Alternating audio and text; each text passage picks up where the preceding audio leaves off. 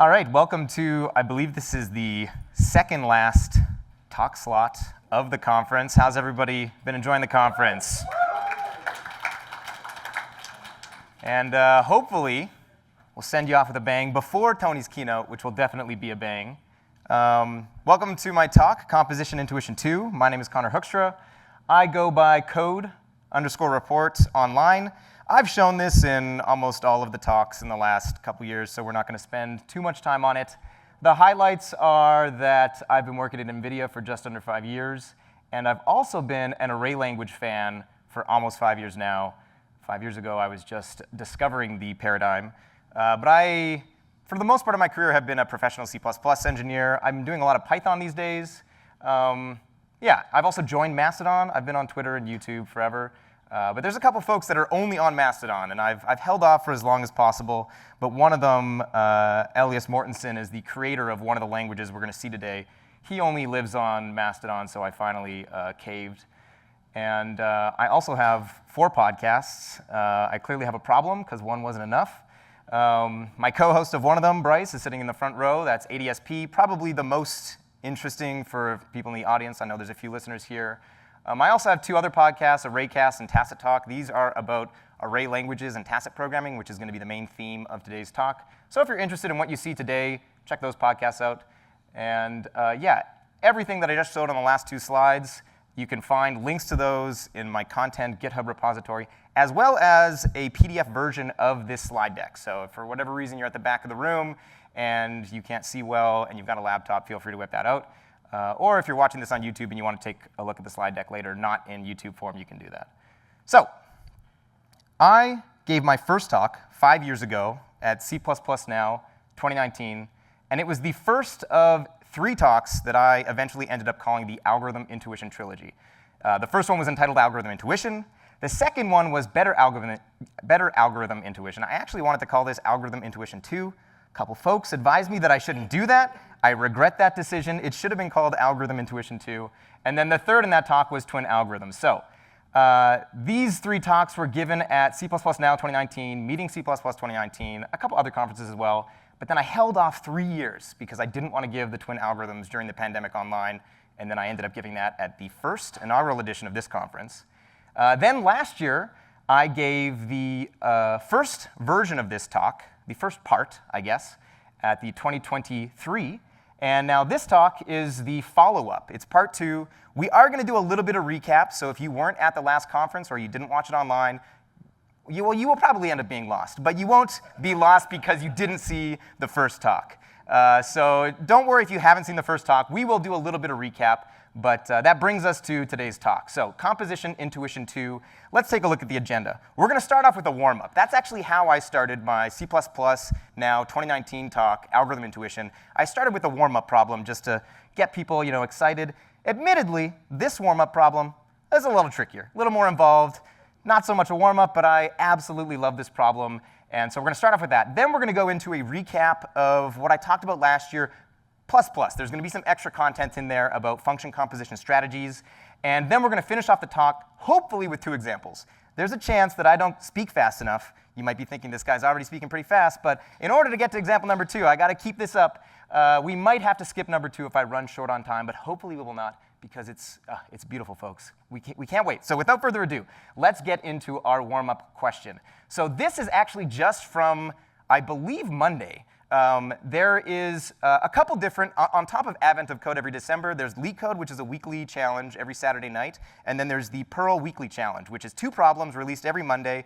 It focuses on Perl, but you can solve it in any language. And this is the first problem of the most recent set. And I saw this, and I just had to add it to my talk. So what is the problem? It's called sort letters.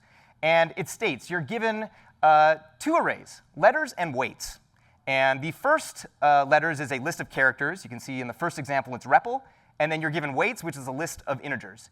And you want to sort the characters by the weights. So if you were to sort the characters REPL, you'd end up with ELPR. But you don't want to sort it based on the characters. You want to sort the characters based on the weights, the integers. So basically, however you would sort the numbers, you want to sort the characters. So that might not make sense, but hopefully this visualization will. This is the first example, 3214 and REPL. If we sort the numbers and the letters corresponding to those and the same indices go with them, you end up with Perl. Why? Because it's Perl Weekly Challenge. If you need one more example, hopefully you don't, but here's a more involved one. And then we get rid of the numbers and you end up with Perl. The second example is 4, 5, 6, 7, 8, 3, 2, 1.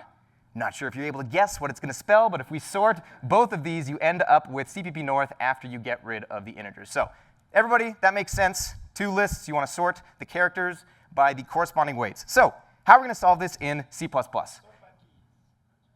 No, Bryce has the wrong answer. And you might actually do that, but that only exists in the thrust. He said sort by key. So first, we're going to do it very naively in C++ 11, where I didn't have it in me to write the loop version. We're going straight to algorithms, folks. So the first thing we're going to do is we're going to set up a vector and a result string.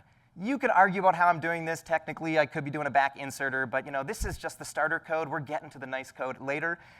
So there are 3 algorithms we need to call in order. Anybody know? And I should mention, we've got Lindor chocolates for answers and questions. Feel free to shout it out. I don't need to worry about the mic. If it's short, I can just repeat the questions to save time. So any of the 2 algorithms, anyone know the first algorithm we need?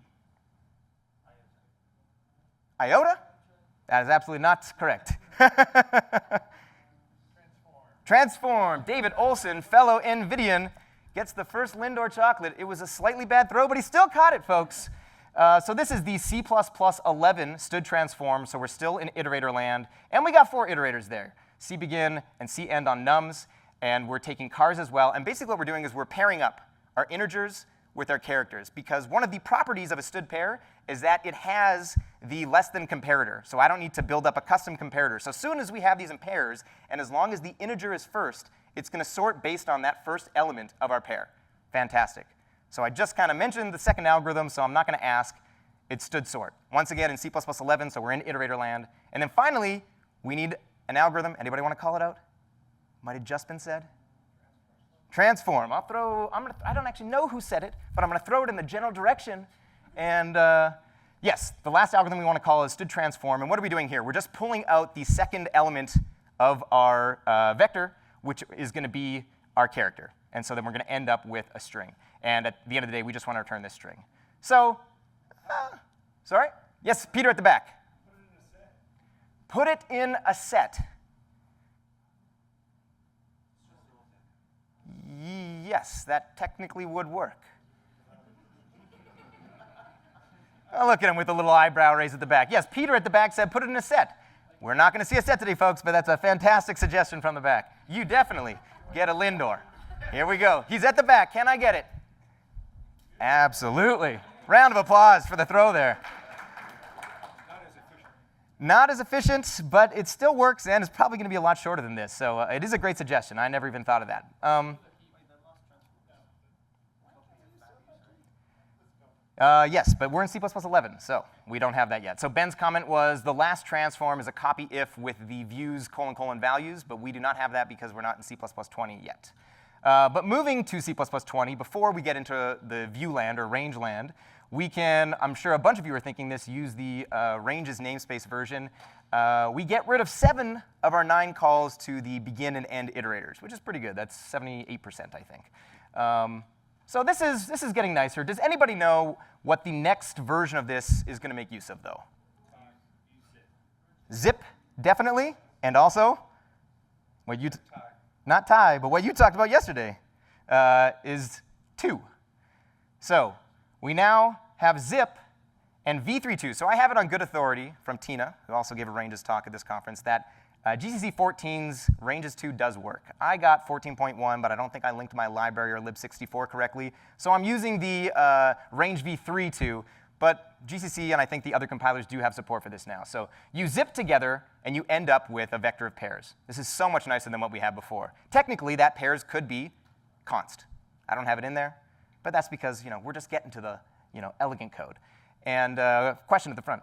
Instead of transform, you could use the element attribute and give it the index 1. That is a beautiful suggestion that I didn't even think of, which is from Miro in the front. He gets a chocolate. We're running out of chocolates, folks. We got backup in case we need them. Sorry about that.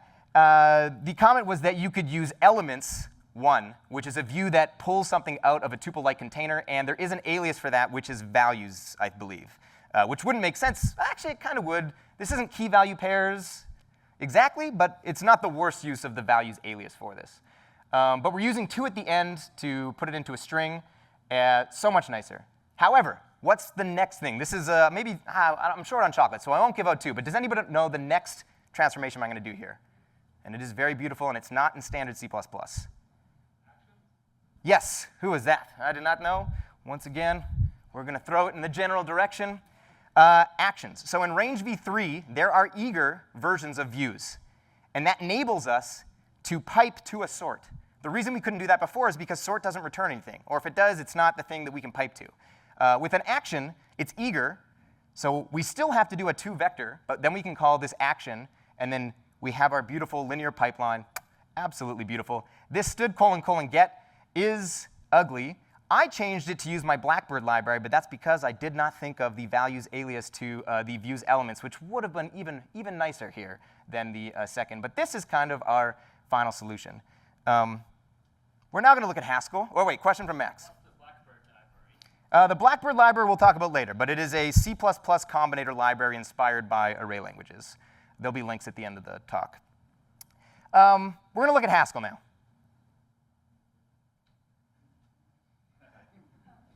So in 2019-18, when I was working at Amazon, I started to learn about Haskell. And that transformation right there is why I fell in love with Haskell. If you put these side by side, these are morally the same code. Technically, Haskell is a lazy language, and we've got some views and actions, and they're not exactly the same. But morally, they are the exact same thing. We've got our zip here, and this is point-free and tacit, so we don't even need to mention our arguments nums and car. You can just imagine that after the zip, there's a nums and cars there. Then we've got our sort, and then we've got our transform second, which is actually kind of why, I still didn't think of the elements, but it works better here if I have the transform then second.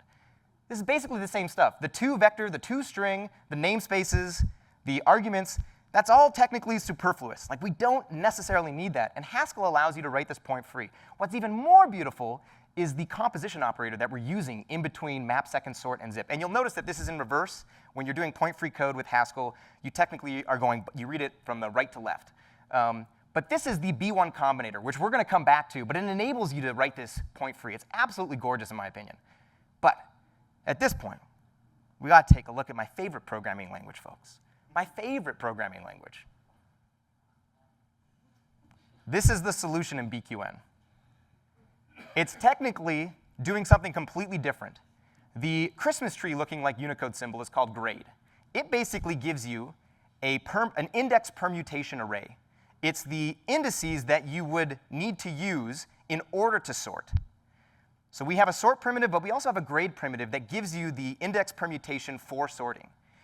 And once you have that index permutation array, you can use that to pull out of a different array the same pattern.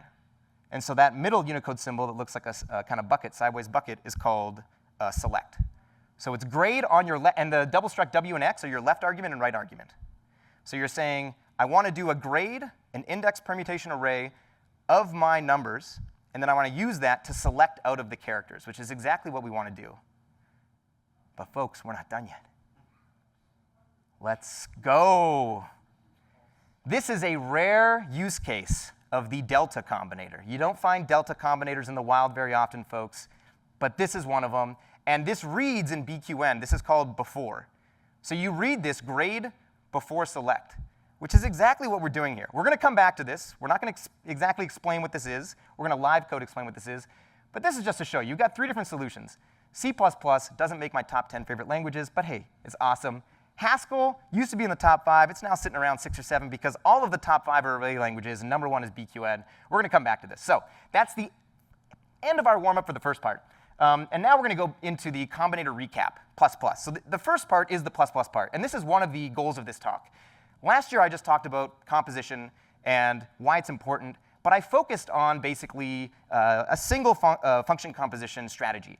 There are multiple function composition strategies. The only one that we really have access to in C++ is functions and operators, but there are other function composition strategies, chains, trains, and stacks that exist in these different array languages, and we're going to look at them all. So this is a very overwhelming slide. It's a beautiful slide, though, I must say. Absolutely beautiful. But on here is basically all of the operators that exist in these different array languages, APL, Cap, J, BQN, Jelly, Uiua, and Haskell's not an array language technically, but it does have good support for tacit programming. And I'm going to highlight them. So functions, we have in Haskell. If you've ever used any of these on, that's a side combinator. We're going to see it later. Absolutely beautiful.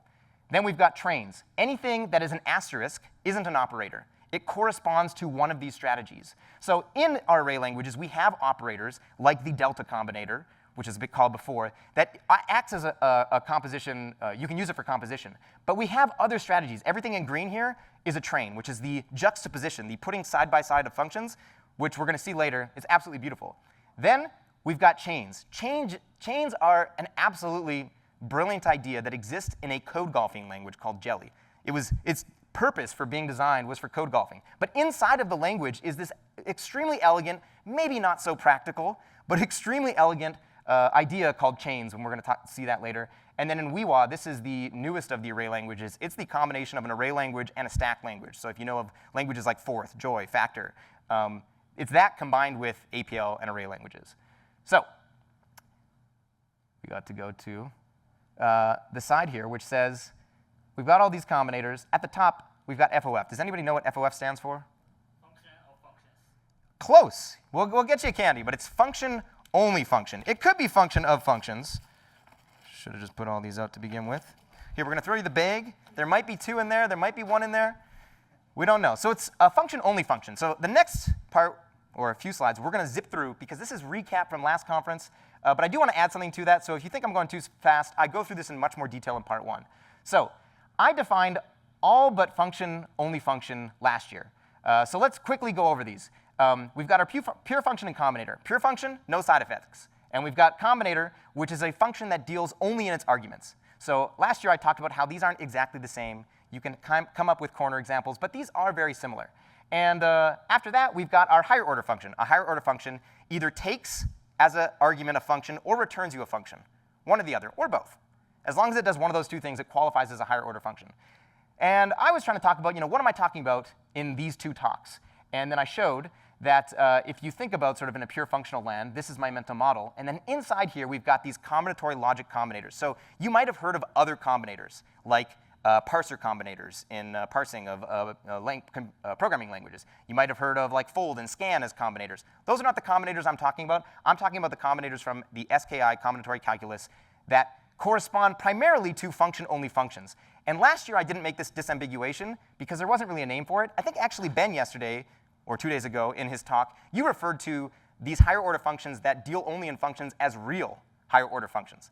I'm calling them function-only functions. And it's this pink circle in here. These are functions that only take functions as arguments, and then they also return you a function.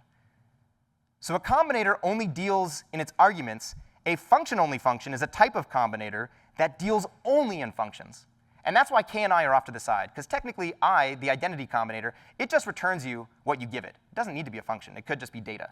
Whereas S, B, C, W, phi, psi, these all have to take functions as arguments. And we're going to see that by example a lot more in the rest of the talk. Note that technically this pink circle should be bigger, because that little yellow overlap with blue that doesn't have pink doesn't actually exist. But add this to your mental model. And the key thing here is that all of the combinators that we're going to be looking at are function-only functions. All of their arguments are functions, and what they return you is functions. And that should sort of set the foundation of what we're going to see here. So I showed this as well last year, so we're going to go through this very quickly. But what are combinators? Let's look at a few examples. So in the 1958 textbook by Haskell Curry, who is the father of combinatory logic, he introduced the elementary combinators, I, C, W, B, and K. They've got awesome names like the identificator and the permuter, the duplicator, compositor, cancellator, and we're going to look at them all. So the I just mentioned it. It just gives you back what you give it. Kind of seems useless, super useful. We're going to see it in an example later on why we need it. After this, we've got K, the cancellator. You're given 2 arguments, you toss away one of them. Also seems kind of useless, but you use it all the time when you start using these combinators. Then we get a little more interesting. So we've got W. This is a super useful combinator. You give it a binary function, and it gives you back a unary function, where you pass the argument twice to the sort of binary function that's been wrapped inside. So this is how you could define it in Python. Note here, I did this digression as well last year, that you're going to hear me say dyadic and monadic and binary and unary. These are Latin and Greek terms for the number of arguments that a function takes. And that was very confusing to me. Like in C++, when I started watching Kate's talks and Marshall Cloud's talks back in the day about algorithms, they would refer to the binary operation. And I was very new to computer science, and I thought that they were talking about like bitwise arithmetic. And I was like, what does that have to do with like this reduction thing that we're doing right now? When they say binary operation, they mean an operation that takes 2 arguments. And so if I switch between these two, just know that's what I'm saying. Unary is the same thing as monadic, and binary is the same thing as dyadic. And technically, this was the 1960s, way before monads existed. So APL and array languages got there first. Moving on to, yes? No? They existed, Ben says the monads existed in the 1800s. I thought that Phil Wadler's 1988 paper was the one that introduced them. I guess I was off.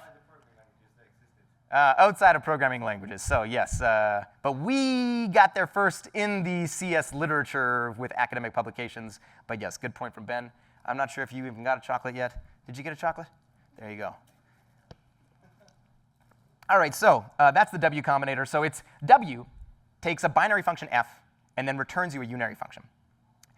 B, this is the simplest combinator of all after sort of the I and K combinators. It just takes 2 unary functions, f and g, and then returns you another unary function that applies f after g.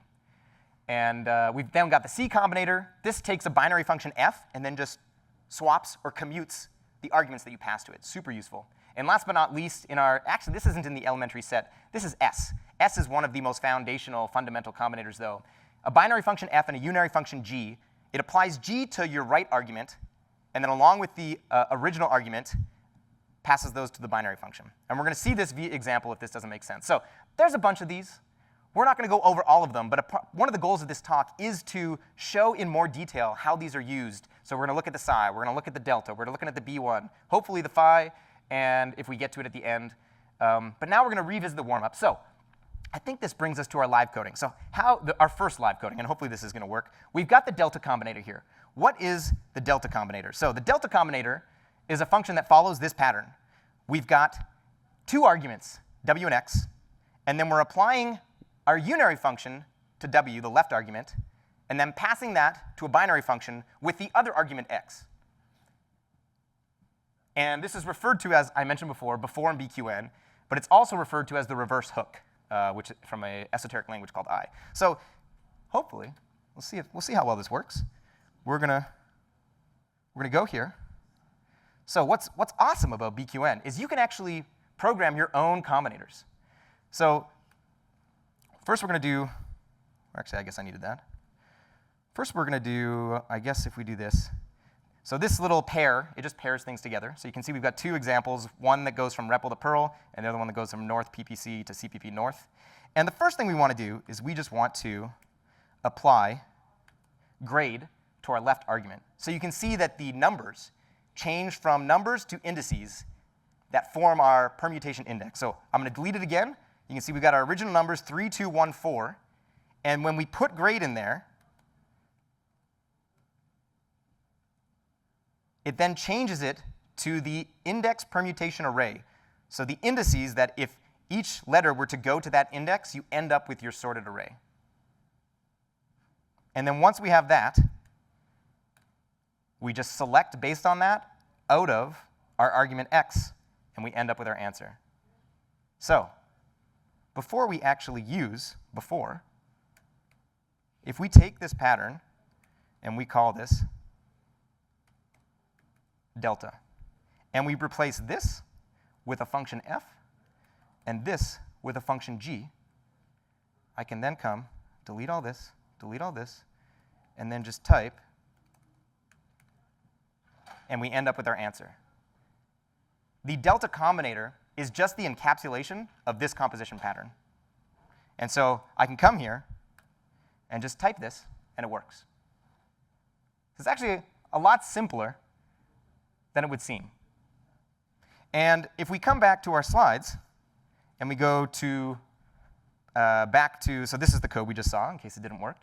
If we come back to our Haskell code, we've got the B combinator, that dot, double dot, in between each of our function calls. So the B1 combinator is a function that takes a binary operation and applies it to 2 arguments, and then applies a unary operation under that. So sort on first, which would actually just be sort, because I did not fix that slide. And we can code this up as well. So let's change this back to this. And so let's build up, what do we need? We need zip, and zip is just make pair each. Then we need sort, and sort is just a single character. Then we need second, and then second, you can do this a couple different ways, but the way we're going to do it is by getting the first after reversing the list, because we know we only have a list of 2 things. So now we can build this up. First, we want a zip. Then we want, and that's a binary operation. It's taking 2 lists and zipping them together. After that, we want to call sort. And the toTrain, the dyadic toTrain in BQN is the B1 combinator. So technically, if we type this is the B combinator as well. But if we do this explicitly to see that this really makes sense, we've got W as our right argument, X, and this. So once again, we can copy this, take this up to the top, put this in a modifier function, and what are we going to do then? Get rid of this function with a double struct F, get rid of this function with a double struct G, and now we can go back down here and type B1. So this is the equivalent of the first 2 things in the Haskell solution. And after this, all we want to do is second over the rest of this. And technically, this forms a binary function, followed by a unary function. So this is actually implicitly another B1 combinator. So once again, this is just another composition pattern that's been encapsulated in a glyph. Yes? Can you assign the diaresis to the map as well? So just to make it fully English. Could I? So yes, technically, what Max is asking if I get rid of this and fold this into this, I believe I'm going to have to compose that like that. But yes, you can. So now, I mean, I wouldn't call the underscore B1 underscore. I mean, define map gets diaresis. So Oh yeah, we could do that. We could. So Max in the crowd is saying that we could define this to be map. I guess we could do that. And I think technically this is going to be a 1 modifier. It's still going to read a little bit odd because, so this is fully English now for some definition of the word English on this line. And like I said, the toTrain in BQN is implicit, so we can delete this, and in order to get this to parse, we do need to put something in here called break because you can't have 2 B1 combinators in a row. But this B1 combinator is implicit in this code. Absolutely gorgeous. I encourage you to think about this some more if it didn't fully make sense, but we got to keep moving because we are already half an hour through our talk. We only got an hour left. So we covered the B1 combinator. We covered the delta combinator. The delta combinator, absolutely gorgeous, folks. That's why I had to include it in my talk. You rarely come across the delta combinator in the wild. The B1 combinator is everywhere. The B combinator is everywhere. But the delta combinator, when you come across a delta combinator, you got to stop and you got to appreciate how beautiful it is. And the B1, we just saw this composition pattern, F, double struct W, G, double struct X. And this is called a top in array languages. I never refer to it as a top, but that is technically what it's named. And we just saw this code live coded. And it worked. Fantastic. So that brings us fully to the end of our warm-up. Yes, Roy? The delta looks like a combination of like the C and the S. The S is very similar, but on the second or the right argument. So the comment was the delta looks very similar to the C and the S. The S, yes. The C, not so much. So the S, the S combinator, the difference is that it's a monadic combinator, so you only have double struct X. And the parentheses, the F is applied to the right X. But technically, there's an analog to S called sigma, which is where the parentheses are applied on the left. And then this version that's dyadic is the D. So technically, the D is like a superset of S.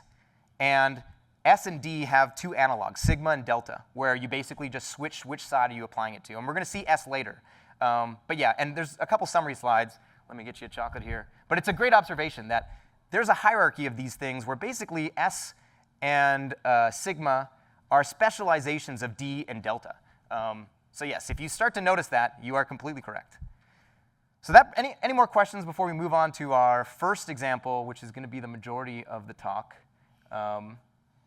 was a long warm-up. But we also did the recap, so we're doing still pretty good on time. Example number 1, it's called special array. Absolutely love this problem. It's pretty straightforward. It's a LeetCode problem. It says you're given an array, and you want to check that every pair of adjacent elements have different arity. Arity meaning, is it odd or is it even? So you basically want to look at 2 elements side by side, check, or did I say arity? I meant to say parity. Parity, where they're odd or even. And I think we're going to look at an example. So if here's our list, we've got a list of 4 numbers. We want to look at these 2 at a time, adjacent. So 4, 3, then 3, 1, then 1, 6. Check where they're odd or even. In array languages, we use 1 for true, 0 for false. And then we want these numbers in these boxes to be different. If we see any 2 that are the same, we're going to return false. Otherwise, we return true. In this case, obviously, we check, are they not equal to each other? The middle one fails, so we're going to have at least 1 false, which means we return false at the end of the day. Hopefully that makes sense. So we're going to start off in Python land. So these are all the languages we're going to look at. And we're going to live code half of them, I think. So we're going to start off with Python and C++. So we're going to hop back and forth. We're going to start with Python because I think going from Python to C++, maybe not for the C++ crowd, but it highlights some of the things that exist in C++ just under different names that are very, very commonly used in Python. So we've got our for loop here. I don't really like this code, but that's where we're going to start. And we've got our range in the length of nums minus 1. Because we're doing adjacent, we don't need to loop through a full 0 to n minus 1, just 0 to n minus 2 technically, or 1 to n minus 1. And then using that index, we're indexing into adjacent elements. We're checking whether they're odd or even. And if they are the same, equal, equal, we return false.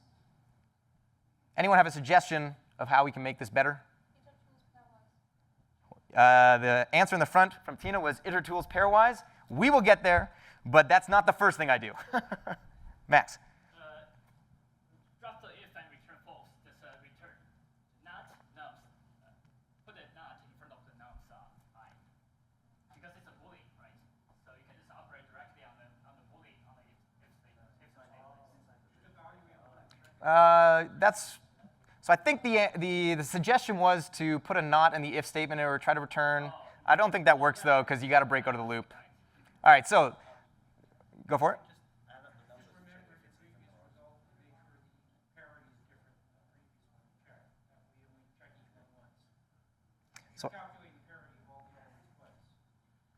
So one suggestion was that I'm doing extra work and I don't need to do that. Your suggestion was that I can just add all the numbers up. Oh, so there's another suggestion is to not do modulus twice, but to add them and then do modulus, because modulus is an expensive operation. I assume that was implicit in your. Is it not? That's a little. All right. Well, so none of those are what I'm looking for. All great suggestions, except for one of them. But it is to use zip to avoid our index. So zip. You've seen it in some other talks, takes 2 sequences, zips them together. Now we can destructure it in our for loop, and now we don't need to use indices. And if we do this, we no longer need our loop. We needed our loop because we had an index before. The index is gone. Now we can use a generator expression, which are much more efficient than loops. So now we're doing the exact same thing, except we are putting our generator expression inside our all reduction, and it's checking, are all of these statements equal to true? And note that we flipped our equal equal to not equal. And technically, you could do this with none and equal equal. You know, pick your poison. It's all the same at the end of the day. So I believe now we are going to skip to solving this in C++. 20. We're not going back to C plus 11. I can't. We did it once. Not anymore.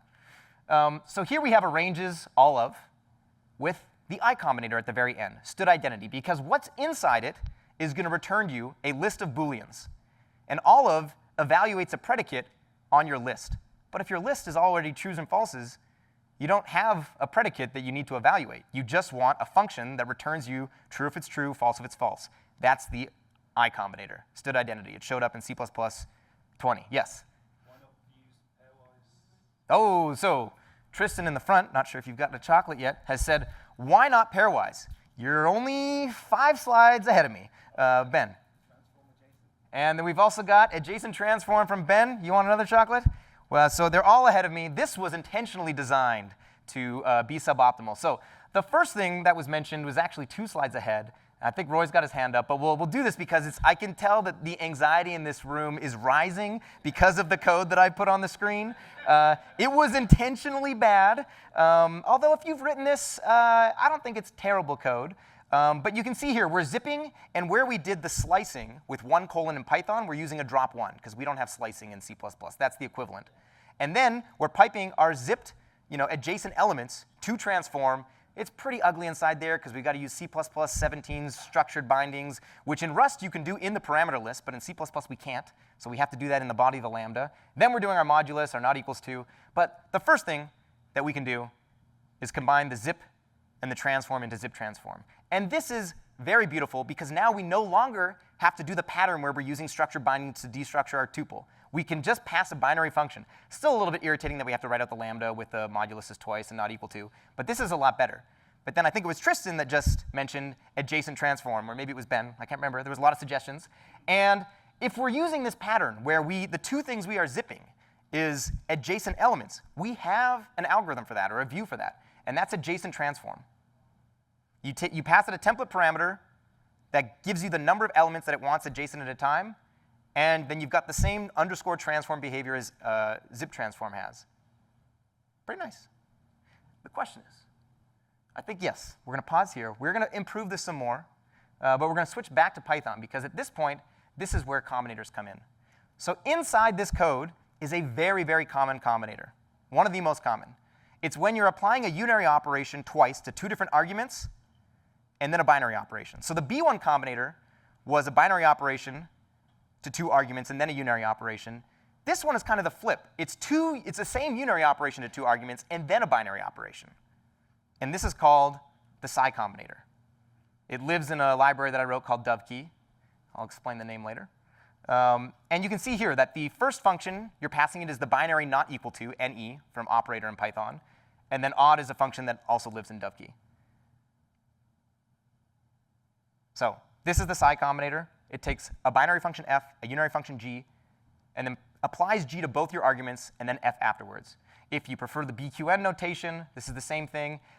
I'll add a set of parentheses. These are technically superfluous, because you read right to left in array languages, so g of x will definitely evaluate first. But this might be easier to read. It applies g to both of your x. Ooh, this actually is a bug. That should be a double struct w on the left, not a double struct x.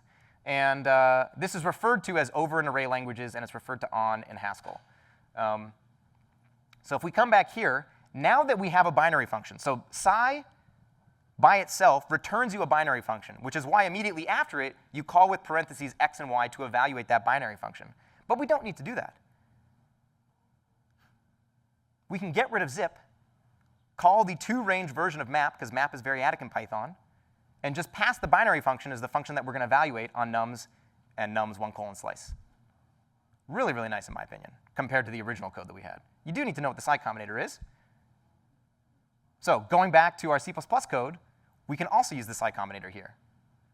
This lives in a library called Blackbird that I mentioned earlier. It looks slightly different than it does in Python. And it also comes with the not equal to binary operations and odd, because technically you have stood : not underscore equal underscore to, I believe. I'm not going to spell that. NEQ is good enough for me. And I also replaced stood : identity with underscore id, which is the I combinator in my Blackbird library. So this was mentioned, I believe, by Tristan.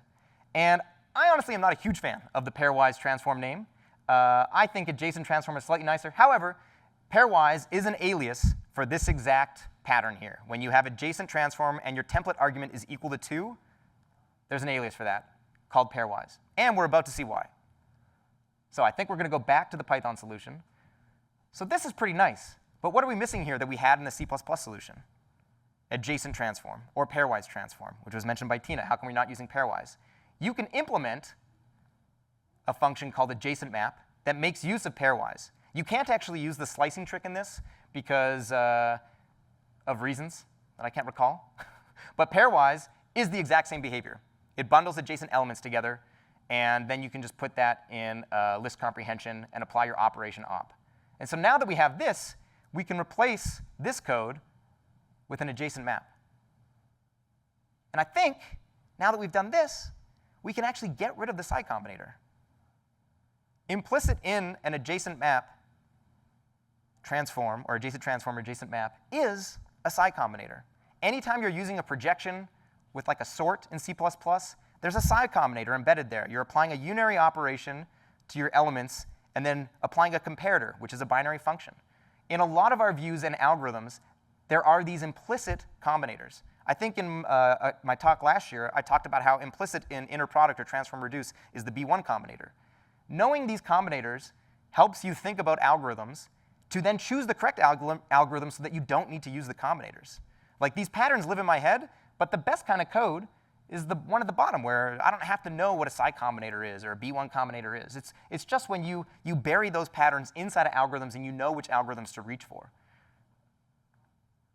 So that is C++ and Python. Question? XOR the two numbers and hand off the lowest bit. All right, we've got a mathematical solution, and we will chat about that afterwards, or maybe after Tony's talk, maybe over dinner. So next we're going to look at Haskell. Haskell has both functions and operators. So technically, a couple of you might be thinking, why did C++ and Python only have functions? Both of those have operators that you can overload.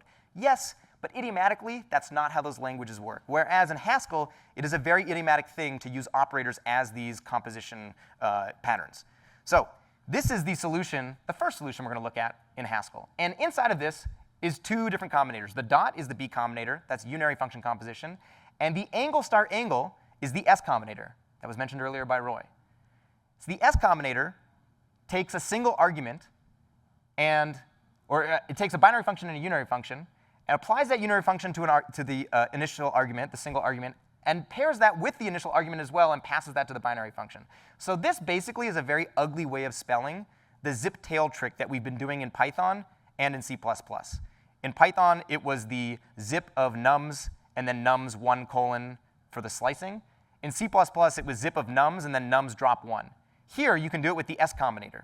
And this relies on the fact that zip with short circuits, because technically the initial list is going to have length n, and the tail is going to have length n minus 1. And so after mapping odd and getting those pairs, checking if they're not equal to each other, you just fold one and and. So, S, yes? Is fold L1 strict in its first argument? I was going to say, I think fold L1 prime is the one that is, yeah.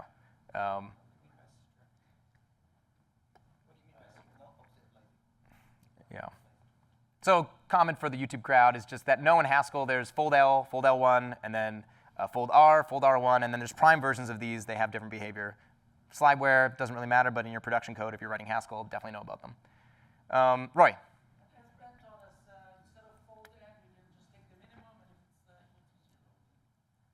Yes, so I do have an improvement. It's not the exact one that you said. So there's a slight improvement that Roy mentioned. I have one similar to that coming up. So this is the S combinator.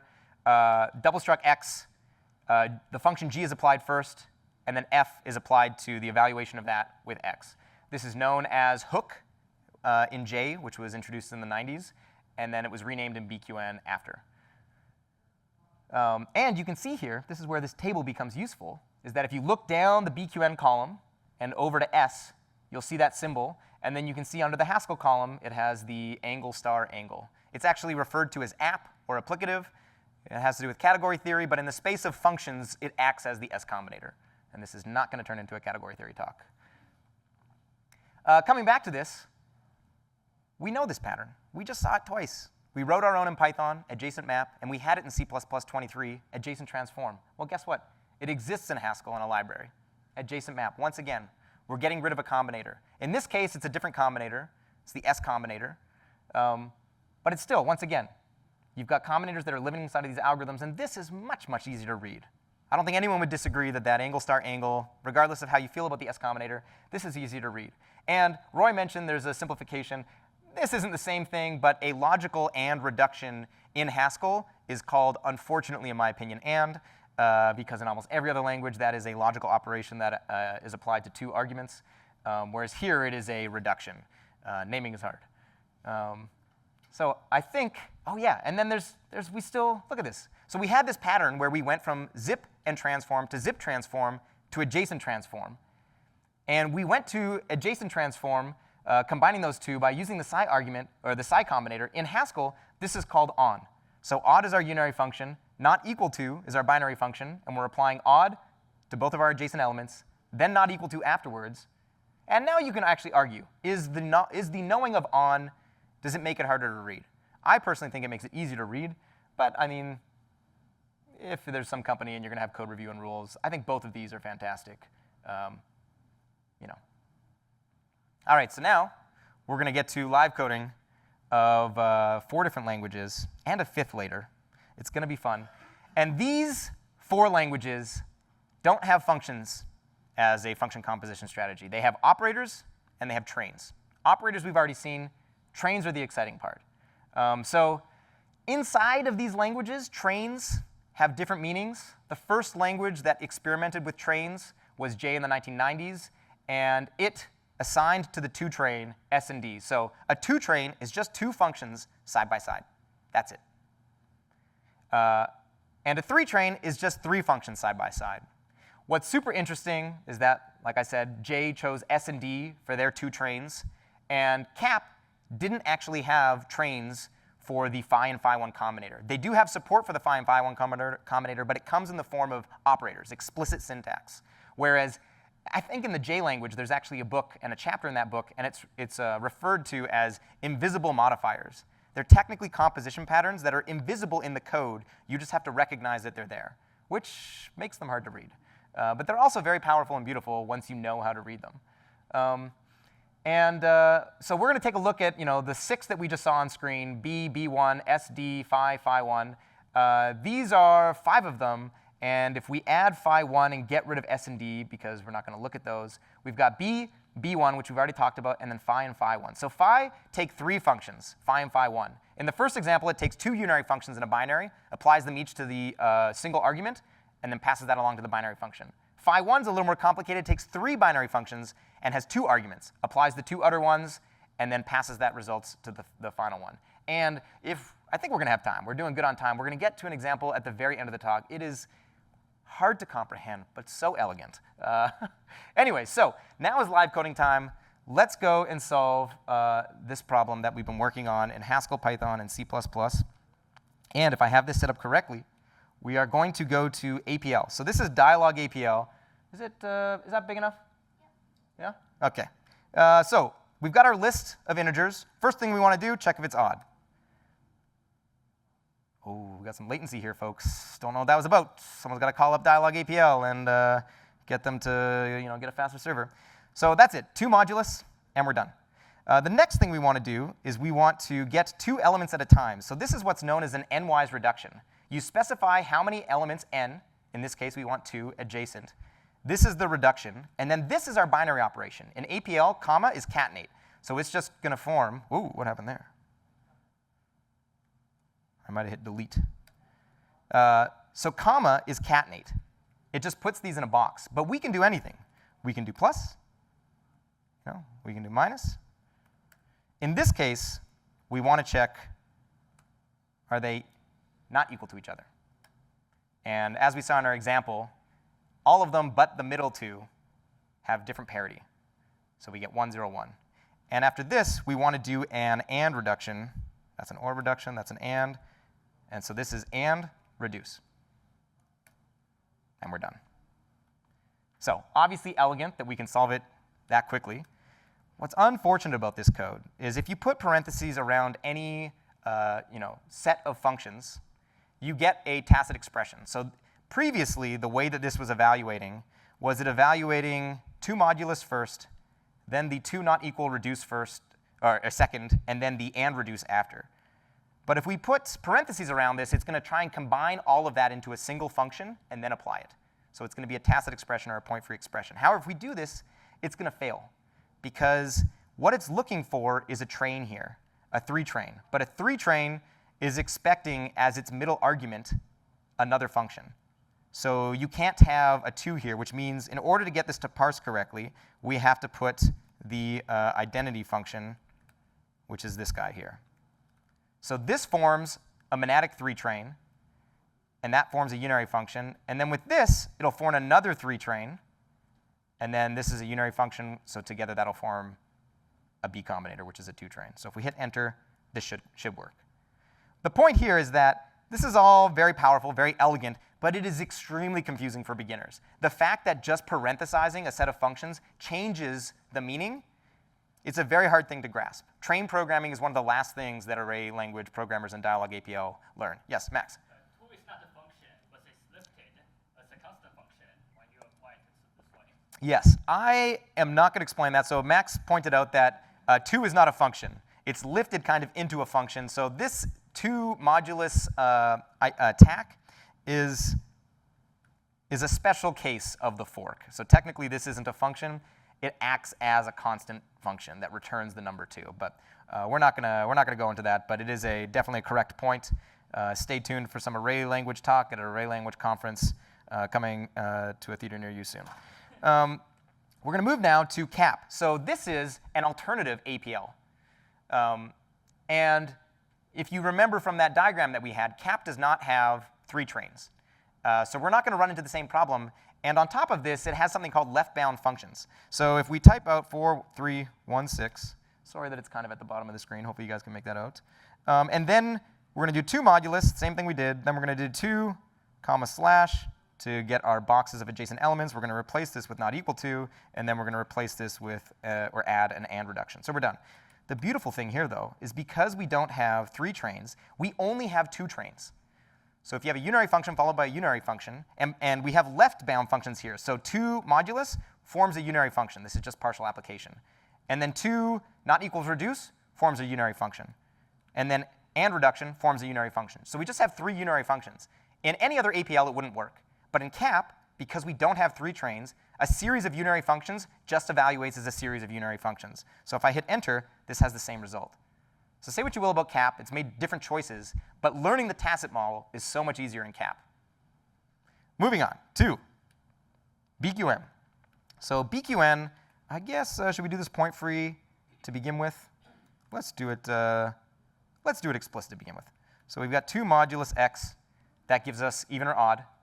Now, we don't have an n-wise reduction in BQN. So what do? We do something called windows. So windows, given an argument on the left, is going to create adjacent pairs, but it's going to put it in a matrix. It doesn't come with a binary operation that's going to perform a reduction. But now that we've got this matrix, we can just perform that reduction over the rows of our matrix. So it's going to be less efficient, but we can still do what we came here to do. So we're going to do not equals to, and then this is reduce, but we want this to be over our rows. So we have an operator called cells. So this is not equals to reduction over the rows. And then after this, all we have to do is an and reduction. So how do we make this point free? We're going to get rid of all of this. BQN suffers from the same problem that Dialog APL does. It wants this to be a function, so we need to put that tag there.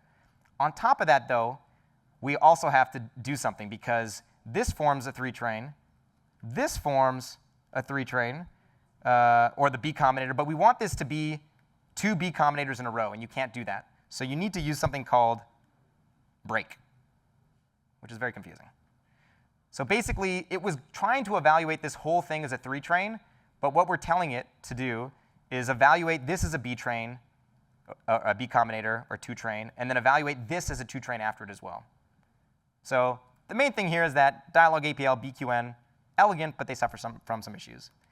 And last but not least is the J language, sometimes known as APL 2.0. This is an ASCII-based array language. So you've been seeing Unicode symbols up to now. This is ASCII. And the reason that they did this was Ken Iverson, the creator of both J and APL, had a very hard time evangelizing these crazy Unicode languages. And they had these Selectric Typeball IBM machines. He was a couple years too early because Unicode didn't even exist then, but a couple years later it did. He probably would have stuck with Unicode if it had shown up a little bit earlier. So once again, 2 modulus. We're done. It's going to look a little bit different now, though. We want to go 2 less than slash, and that's going to give us our boxes of adjacent elements. We want to replace this with not equal to, which, if my memory serves correctly, is tilde colon, and we need to put this with a reduce, because the operation that you pass to this sliding is not fed to a reduction. You have to make it a reduction yourself. And that's exactly why box works, because box is not a reduction. It's just a unary operation that was used to box those together. So we do that. Hopefully it gets the right answer. And then an and reduction is the asterisk dot slash. So you can see how this is definitely not as elegant as the logical and that we had from kind of set theory. And if we evaluate this, it gives us 0. So how do we turn this point free? Once again, same issues that BQN had. We have to put attack here to get it to evaluate. And then at the end, we need to put something called a cap, which turns a 2 train, which would form the S combinator, into a B combinator. Yes? What happens if you put an 8 at the end?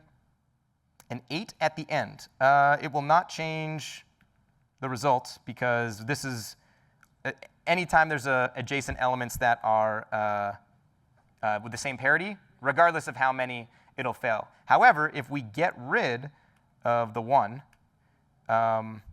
this will then return a 1, right? Because we got rid of the 2 adjacent elements that had the same parity. And then if we add the 8 that you just said to the end, then it'll go back to failing, because 6 and 8 are both even. So hopefully your minds are blown, because I imagine that was a lot. We're going to stop there for the live coding, and we're going to go to Jelly, which is the language that I mentioned. This language was designed specifically for code golfing, which means solve this problem in as few characters as possible. So this language was designed to achieve that goal. And it is probably the hardest language that I've had to learn to date. I've had the most difficult time learning this language, so much so that I built a tool that I can input something that looks like English, and it translates it into Jelly because it's so complicated. And Jelly does not have trains, but it has something very similar called chains. And something implicit in all the array languages is that all of the functions are ambivalent. They have 2 different meanings, which means it can either be a monadic or a dyadic function. Whereas in Jelly, everything has fixed arity for the most part, meaning that when you type a symbol or a letter, it has fixed arity. It's either unary or binary. And that means that you've got a lot more options in terms of composing these patterns together. So let's take a look. This is the tool Jello that I built. We've got an example 416. And the first thing we do is I type odd. And that converts the odd to a B over dot. The B over dot is the Jelly code. Anything that's in yellow is Jelly code. And so then that returns you a list of zeros and ones for trues and falses. After that, we call a function called differ. Differ is the not equal to map adjacent, or adjacent transform. So it just basically has that pattern built into it. This is actually borrowed from a language called Q, and actually has this built-in function, a not equal to map adjacent or adjacent transform. And in Jello, or Jelly, this is the D accent caron. So we've now got B over dot D accent caron. We're up to 2 characters.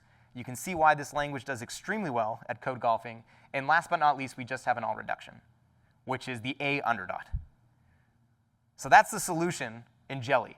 Jello is the top line. That's just an interpreter kind of thing that I built for being able to understand this. The Jelly code is B over dot D accent caron A under dot, which you can read as odd, differ, all.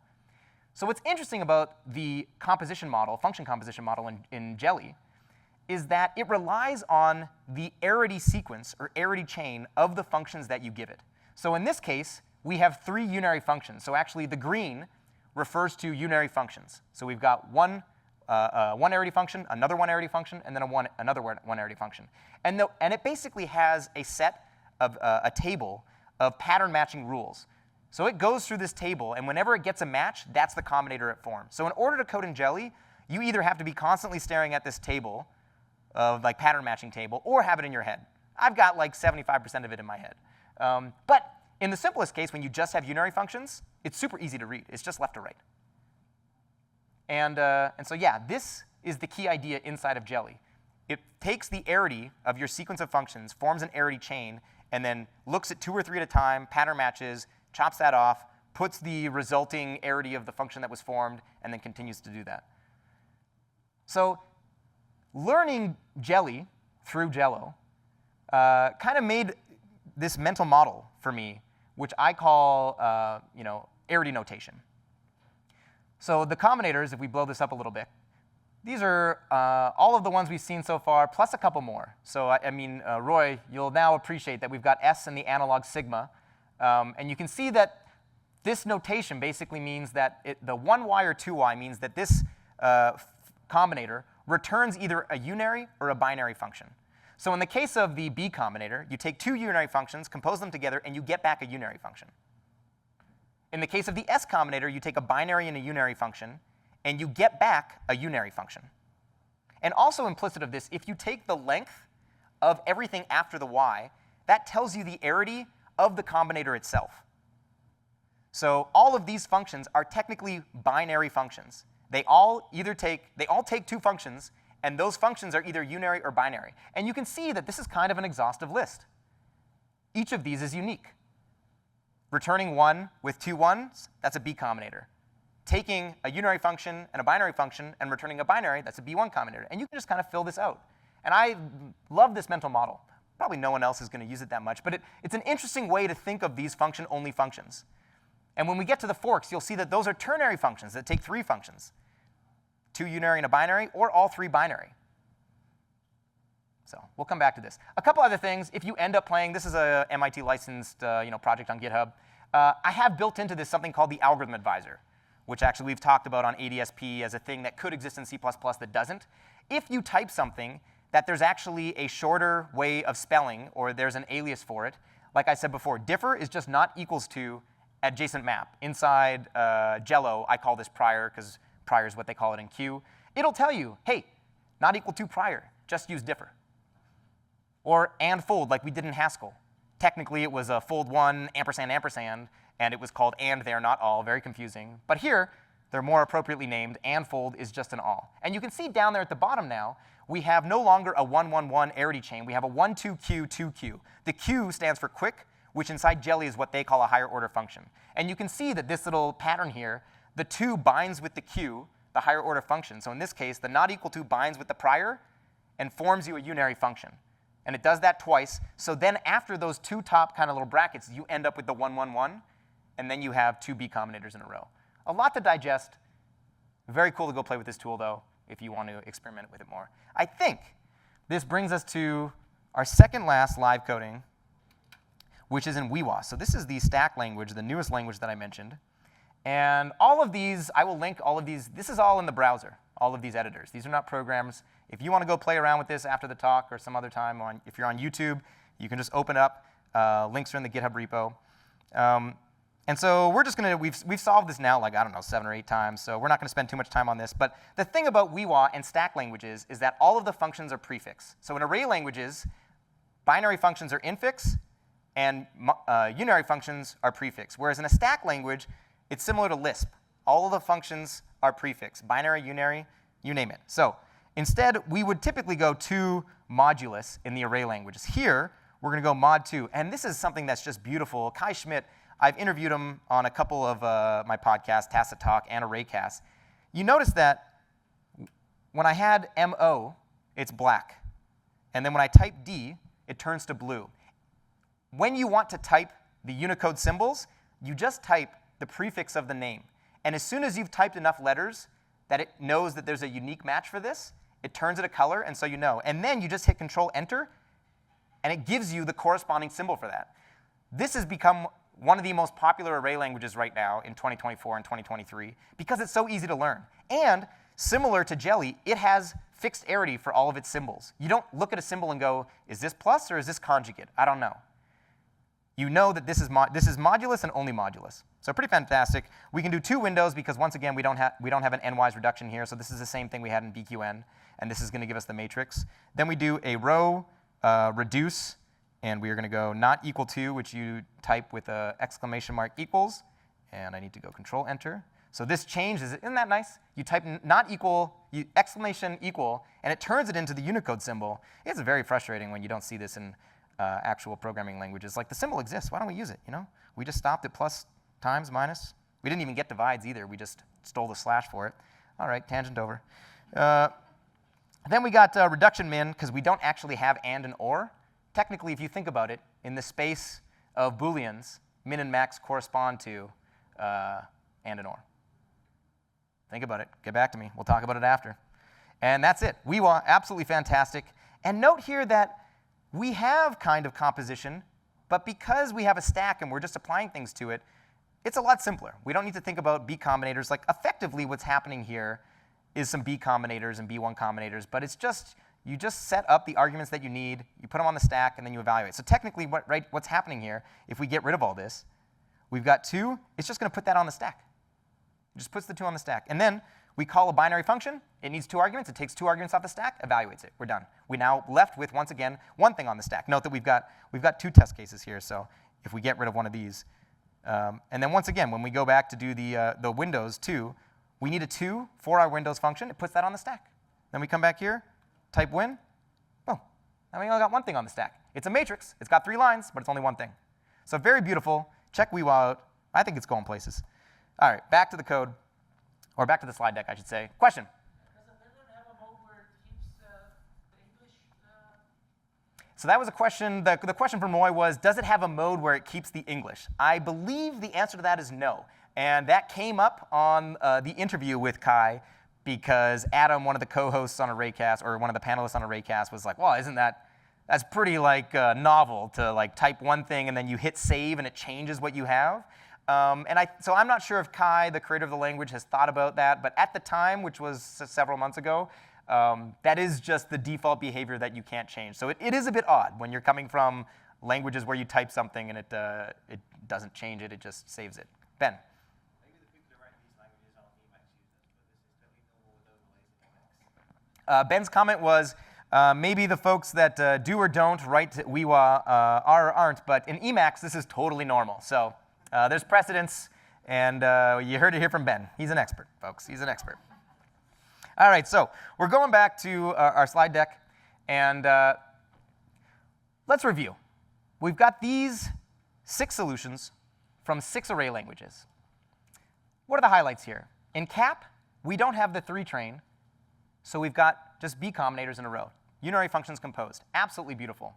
In APL, we do have 3 trains. So we're going to start off. The 3 train is called the fork, and it corresponds to the phi combinator. Then we've got another phi combinator, because the first red phi combinator returns a unary function. And then we've got the 2 binary function, unary function, so that's another fork.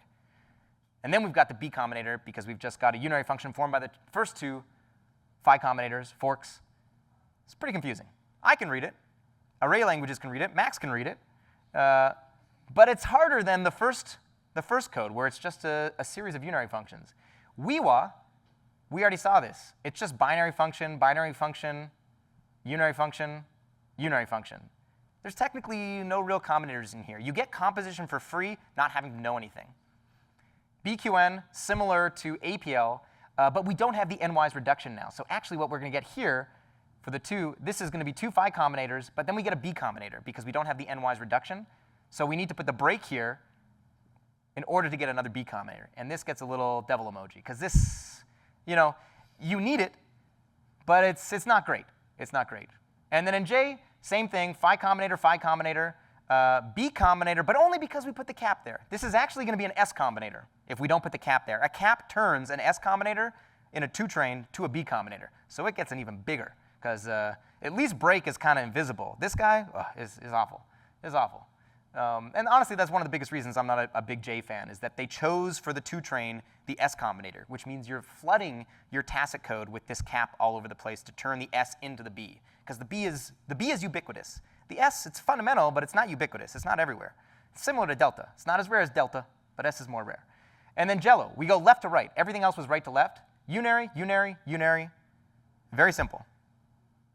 The tacit model inside of it, very complicated, but when you have just unary functions, it's quite nice. And if you compare this, I mean, it's twice as long as cap, but it's almost the same length as J. This is the kind of code I want to write. I want to write code that's readable for all, but that still has the tacitness and the elegance inside of it. All right, we're doing great on time. 20 minutes left, folks. Maybe I'll try and land this plane in 15. We can ask some questions. So, example number 2, this is such a great example. We're only going to cover C++ and BQN, and we're going to look at C++ first, and then we're going to spend a bit more time with BQN, because there's 3 different solutions you can do in BQN, and it really highlights stuff that like doesn't exist in any other language, and it really shows like why I love this language so much. So minimum average, I actually made a YouTube video on this. I actually didn't mention it. Yeah, I have a YouTube channel. I do a very bad job advertising it. But I cover this in much more detail and in more languages if you want to go check that out after. So another leak code problem. We're not going to read this because it's a bad description. We're just going to look at an example. You're given a list of numbers, and you want to find the smallest and the largest. In this case, 1 and 15. And you want to take the average. Throw that in a list, and then keep on doing that.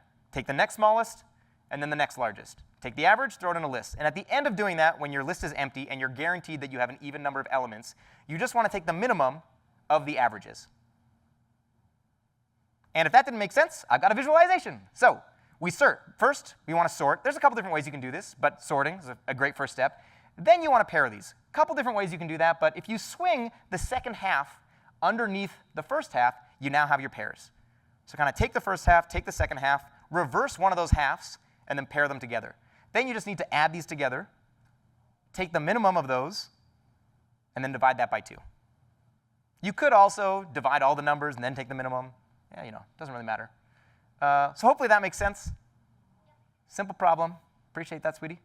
All right, so first solution, we're going to hop straight into it. I'm not going to do it line by line. We do our sort, and then we calculate n, because I don't want to spell nums.size divided by 2 twice. Technically, you could put it there in the take and drop, but you know, I don't want to do that. So now that we've got our sorted list of nums, and we've got our n, which is equal to half the length of our list, we make a call to zip transform, where we're going to add our numbers together. And then we're going to take the first n of our sorted nums, drop the first n, pipe that dropped to reverse. Technically, you could do it on the first take. It doesn't matter. You just need to reverse one of the halves. And then when you zip that and add them together, you now have your list of numbers, 16, 16, I think it was 12, 11 or something. And you just need to divide those by 2, or take the minimum and then divide it by 2. It doesn't really matter. It's set up this way for a reason, though. So the first thing we're going to do is replace stud plus by my Blackbird shorter version called add. And we're going to replace the last, let's take a look at the last lambda, auto x divide by 2. This is just partial application. One of the biggest things that irritates me, even about Python. In order to do partial application in Python, you have to spell partial.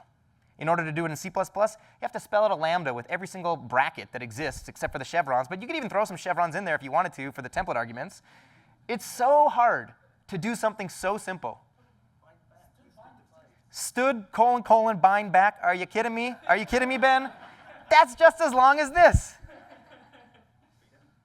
In array languages, they've got a single symbol. We're going to see it in a sec when we get to BQN. But really, I just want a partially applied division, where I give one of the arguments. So inside my Blackbird combinator library, I have all the combinators, but then I also have a bunch of these convenience functions. When I want to partially apply on the right, partially apply on the left, it doesn't matter for commutative functions. But here, it's a little bit nicer. But what can we do here? Does anybody know the combinator? B1. Absolutely. My fiance with the answer. She's a doctor, folks. The B1 combinator. We're applying a binary function. She's a plant. She just wanted a chocolate.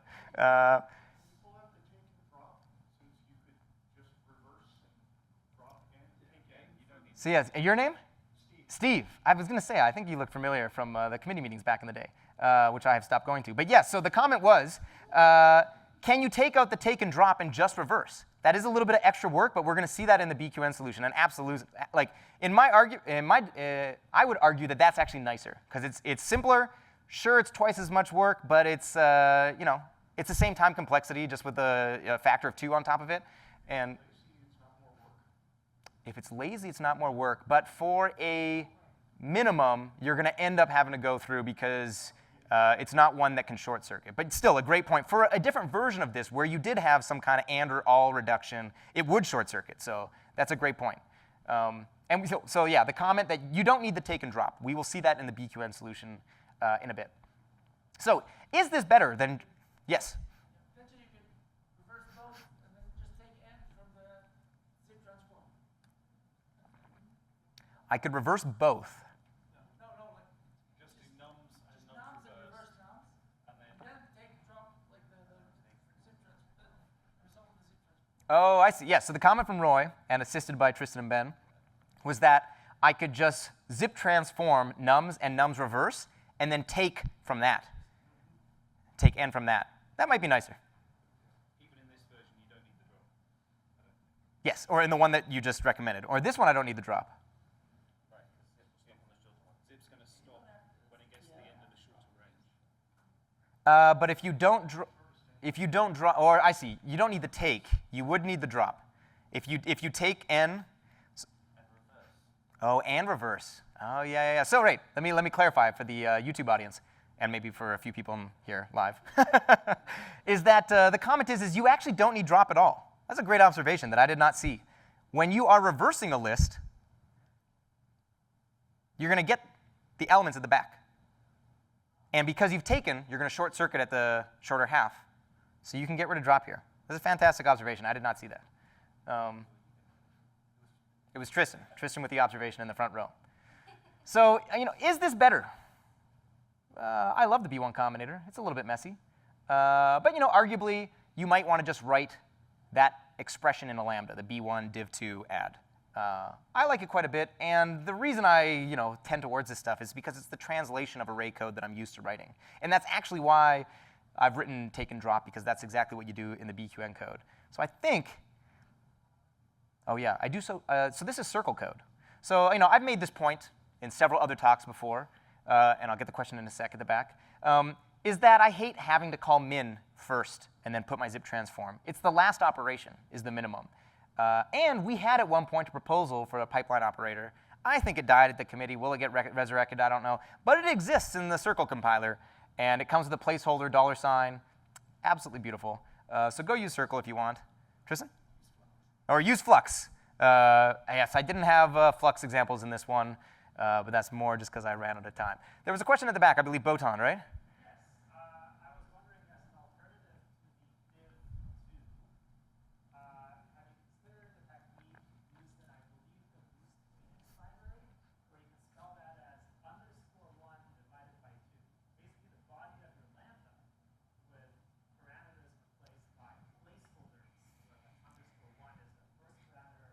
Yeah.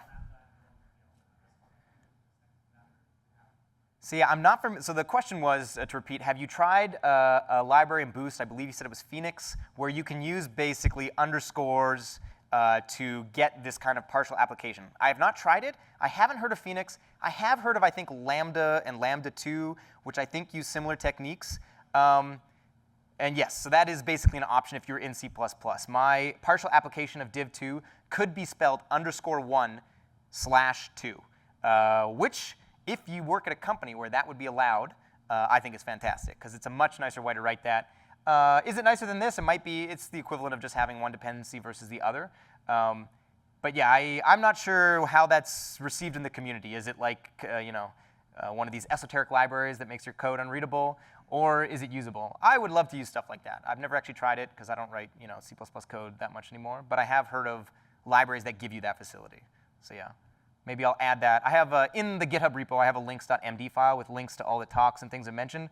I will add that library, or at least one of them that have that facility if you are a C++ programmer and you want to try something like that. So, oh, I ruined it. Does anybody know how you could also solve this problem with a single algorithm? I guess you just saw it. Is it transform reduce? And this is actually how I initially solved this in the YouTube video that I made. A single algorithm, no views. Is this better? Maybe. I like it quite a bit. I don't like the iterators. But in this case, I think you're going to have to use iterators, right? Otherwise, if we got a range version of this, which doesn't exist as of C++ 23, it couldn't 26 or 29, you could technically have nums and then do a take n and then do a nums in a reverse. So you see that the first two iterators are basically defining the first half, nums to nums plus n over 2. And then the key is the third iterator is a reverse iterator. So it's reversing from the back. Quite elegant. You can do kind of a, I can't remember if it's is palindrome, or there's some kind of algorithm that you can implement using this trick where you use two different iterators, one from the beginning, one from the end, and you only do it half. So just an alternative. And I believe this is going to be our live coding. We've got 10 minutes left, so we are going to burn through these 3 different solutions. Folks, you're not going to understand what I'm about to do, but that is okay. So min average. First, let's do it let's do it the order that I was going to do it in. So the first thing we want to do actually is define a function for half, because we're going to have to use it twice. So this is just div, and this is how you do partial application. You're done. That's it. Fantastic. We love it. Now, what we need to do is we want our length of our list, and we want half of that. And we're going to need to compose this in order to put this in a train. So that's half of your list right there. Then we want to do, first we'll do a make pair with the right argument and then the left argument. And then we want to sort this because we're not doing that right now. So we do that. And so now what we have is the length of our list and our sorted list. And what this says in the middle is make a pair, and this is the dyadic fork. So on the outside, we have a monadic fork, a phi combinator, a unary function, and a binary function in the middle. This binary function, though, is a dyadic fork. So now we're in the land of nested forks. This is where stuff gets crazy. And what's happening here is it's saying make a pair of the right argument and the left argument, so which is why we have 4 and the sorted list. But if I switch this left tack to any other binary function, it just does what it is. So in this case, we want take. So it takes the first 4. And on this side, we want drop. So we drop 4. And then we don't want to make a pair. We want to add these together. So we have a dyadic fork forming the binary operation of a monadic fork, phi combinator, phi1 combinator. Absolutely fantastic. And this doesn't even look right because what's the problem? Didn't reverse. Ben in the front row. So we reverse. We're done. We're not done. We just want to take the minimum, which we're going to do with the min reduction, and then we need the break again, and then we need to half. But as someone mentioned earlier, we don't actually need to do all this taking and dropping. So we can get rid of the h, get rid of this, and what if we want to just sort and reverse sort? Now, once again, we can replace our make pair with plus. We can do our min reduction. And now we're going to spell out our division. And this is an example of the W combinator where we are, or C combinator actually, where we're commuting the arguments. Because right now this is 2 divides, but we want divides by 2.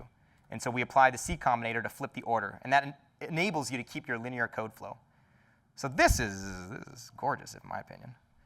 But last but not least, and this solution was pointed out to me on YouTube. I thought about it, but I wasn't able to get it to work. So if we sort our numbers, and then we reshape into a matrix, so you want a 2-4 reshape, but we don't want to hard code this 4. Our list can be any even number. There's a trick in BQN where you use a jot, and it will calculate whatever number is needed to fill out the rows. This is gorgeous. This is absolutely gorgeous. But that's not even the best thing that's coming up. What we want to do now is we want to reverse one of the rows. If we use reverse, though, it's going to reverse both the rows. What do you, Ben, what's the? Transpose wouldn't work. It's a good suggestion to try. We can actually, what is transpose? I actually don't know what transpose is, so I can't type it off the top of my head. But what we want to do is we want to reverse only one of the rows. And there is a combinator-like thing called under. It's one of the magical symbols in BQN.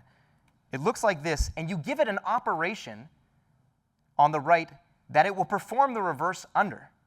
And what we want is just first. Ooh. So this is reverse under first. What it does is it applies an operation to your array, in this case a matrix, does that operation, and then applies another operation under that. The analogy they use in APL and BQN is like under anesthesia. Anesthesia, thank you. You put them under, you do the surgery, then you wake them up. That's the idea here. Like a projection, exactly. Well, not exactly, but very close. Anyways, once you have this, now you can do a plus insert, which we're going to need the break for. And then we're going to need another break. We're going to need the min reduction. And then we're going to need a 2 divides C combinator, another break. And we're done. So 3 different BQN solutions. Hopefully you understand why I love that so much. And we've got, if my packages would stop showing up, a couple of slides to go. So these are the ones we've looked at. We've got B, B1, S, sigma, D, delta, and psi. The ones we just looked at are at the bottom, phi and phi1. So these are ternary combinators. They take 3 different arguments, and in the monadic case, it's a unary, a binary, a unary, and this returns you a unary function. In the dyadic case, it's 2, 2, 2, returns you a dyadic function. And on top of this, we also saw the C combinator. You're given a binary function, and it returns you a binary function. It's just flipped. The W combinator, and these two are like the simplest to understand. You're given a binary function, and you get a unary function, just with the same argument passed twice. A very nice way to think about these combinators, and I think it simplifies them and kind of demystifies the power of these. And note that in APL and BQN, 2 trains and 3 trains are the same. CAP doesn't have a 3 train in the form of a train. It has the forks in terms of explicit syntax, which I didn't show. And then J has different, technically I should have put a 2 train for J was D and S. But it does share the 3 trains. So these are the spellings of all of these. You know, check the slide deck. We're out of time, and I want to leave a little bit for questions. So in conclusion, you know, we've got all these algorithms inside these array languages and inside C++. And you've got combinators in array languages, but not in C++. But learning these has made me kind of think that we called our podcast the wrong thing. Algorithms plus data structures equals programs. It really should have been algorithms plus combinators equals beautiful code. You know, that could have been the name of our podcast, because in array languages, there's only one data structure. Most array languages. Some of them have hash maps, but for the most part, it's just the array. You know, think about this table. Think about the different function composition strategies. Maybe play around with them. You know, bring it back to whether it's C++ or some other language. You know, if you have a functional language, you can make use of this stuff, even if you don't have the operators defined in a library. You can go and write that library yourself. And this is kind of the summary of all the languages we looked at. In C++ and Python, you have functions. Technically, you could define operators, but it's not idiomatic. Haskell, you have both operators and functions. And then in the array languages, you've got trains until you get to Jello or in Jelly, where you have chains. And then Uiua has stacks. And you might be thinking at the end of all this, like, this guy's, OK, you know, he's lost in the sauce. This is all great. But like, is there any value in this stuff? This was the Python solution that we left at the end of example 1. If we use the differ that existed in Jello that we borrowed from Q, it simplifies it even more. And what's special about this code? 2 maps and a reduce. Map reduce. This is highly parallelizable code. If you can simplify your for loops into algorithms, especially maps and reductions, this goes very fast on a GPU, or even on, you know, a multi-core computer if you're using, you know, thread building blocks from Intel or whatever. Yeah, there was a TBB example earlier. But the point is like, sure, all of this is a bit confusing and seems maybe like, you know, it's just something for fun, but it actually does, at the end of the day, lead you to code that can be accelerated very, very easily. So if you want to check out these languages, there's links in the GitHub repo. All of this is in the browser. You don't need to install anything. There's 2 libraries, Dovekey and Blackbird for Python and C++. You can go check these out online. And if you want more info on any of this stuff, combinatorylogic.com. Thank you.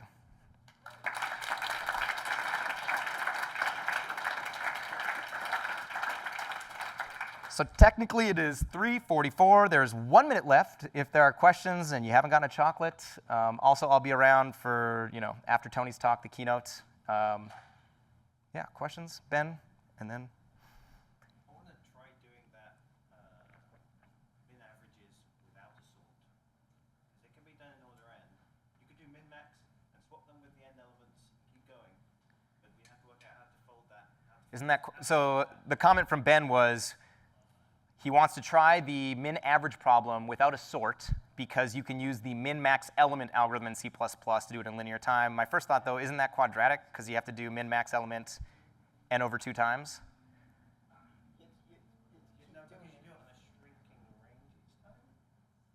I think that's still quadratic, though. I mean, it's food for thought. Potentially, there's something there.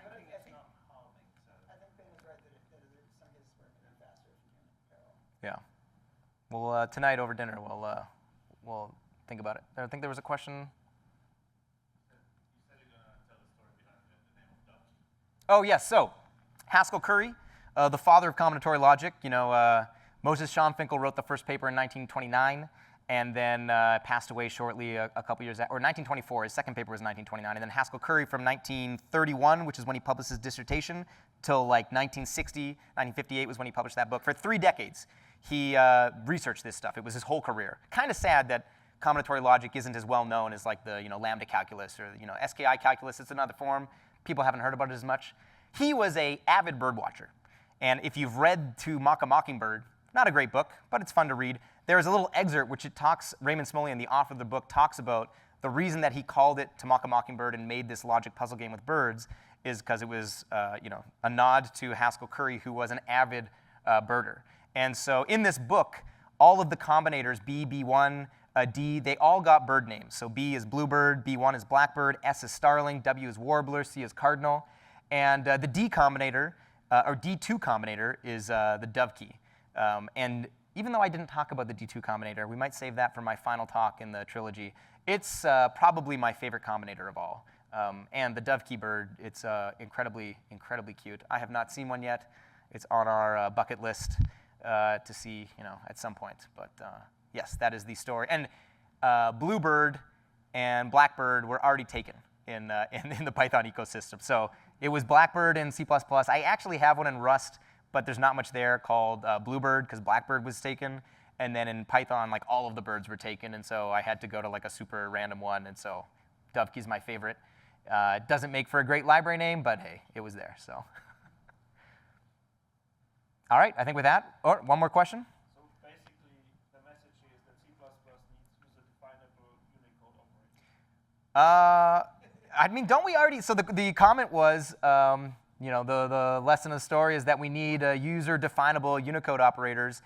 Aren't you allowed Unicode to a certain extent? For function names, but you can't define your own operator. Oh, so David, with the answer, as a compiler implementer, said you can name functions Unicode symbols, but you cannot do that for operators because we have a limited set. So yes, let's get on that. We'll joint write a proposal, and we'll get this in C++ 29 or something.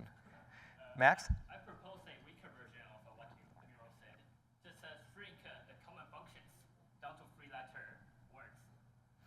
Oh, so basically what Miro, so the comment from Max was, let's just make all the functions 3-letter names, all the commonly used ones, which is not far off of Miro's lightning talk the other night. If you're watching this on YouTube and you haven't seen the Miro lightning talk 2024 and 2023 while we're at it, go watch it, go Google it. It is hilarious.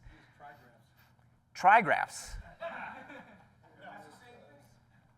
Oh, I see, digraphs, trigraphs, which is 3 ASCII symbols. I mean, technically, in Smalltalk, the way that operator definition works in Smalltalk is they give you a set of ASCII symbols, and any composition of those symbols, you can form an operator. I'm not actually sure. Maybe that's how Haskell works as well, because they've got a crazy number of bird-looking, fish-looking like combinators there. So there are languages that give you a set, and you can compose and make as whatever you want.